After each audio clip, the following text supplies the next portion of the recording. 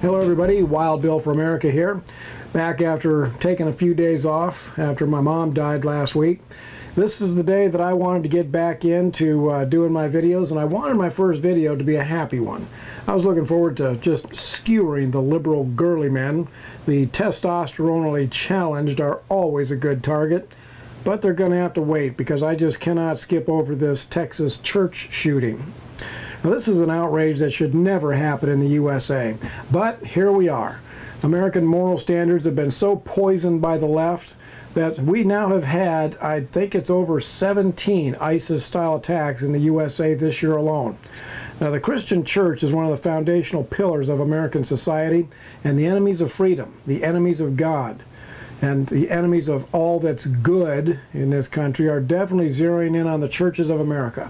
Conservative churches, to be exact.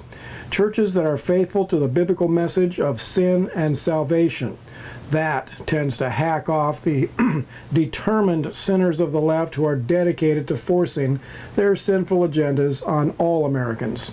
Now, the internet's going mad with the usual speculations, but there is one that seems to have some believability, and that is that the shooter was an Antifa punk who wanted to start a civil war by targeting Christian churches.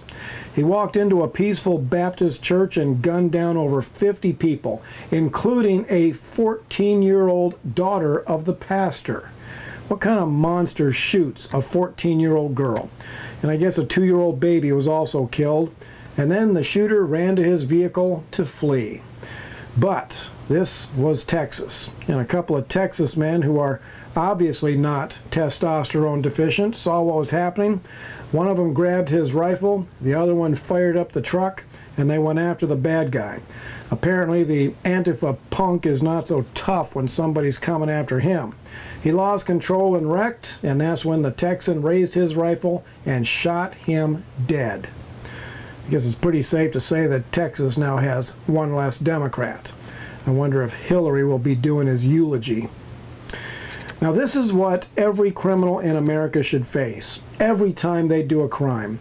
As a law enforcement officer, I was always disgusted when police chiefs would get on TV and tell people, never resist a criminal. It's not worth your life. Baloney.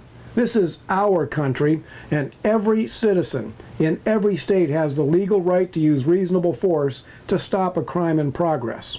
And I tell you, if rapists, burglars, and terrorists start getting shot at and beat up by their victims and any witnesses that happen to be there, the crime rate in America would plummet, and a lot of them would flee back across the border.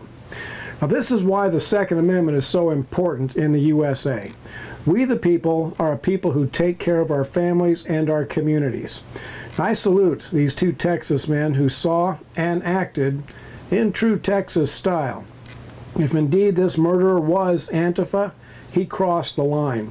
And from this day forward, anyone wearing Antifa garb can be reasonably considered a terrorist threat and dealt with appropriately. It's time for Americans to take all the fun out of Antifa for these punks. Let's see if they're so eager to kill and destroy if they have to bleed to do it. This is Wild Bill for America. Thank you for watching, and America bless God again.